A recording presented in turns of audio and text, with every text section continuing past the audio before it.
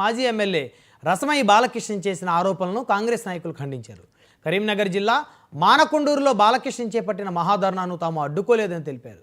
Party మెప్పు కోసం రసమయి అవసరమైన ఆరోపణలు చేస్తున్నారని వారు మండిపడ్డారు.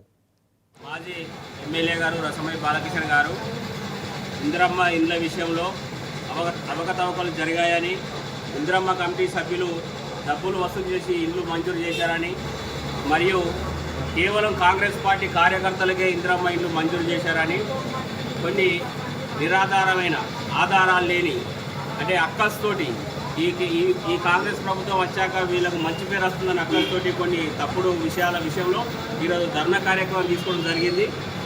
అట్టి విషయం మీద వాస్తవానికి మేము కాంగ్రెస్ పార్టీ కార్యకర్తలు ఈరోజు వాళ్ళ ధర్నా డిస్టర్బ్ చేస్తామని రాలే.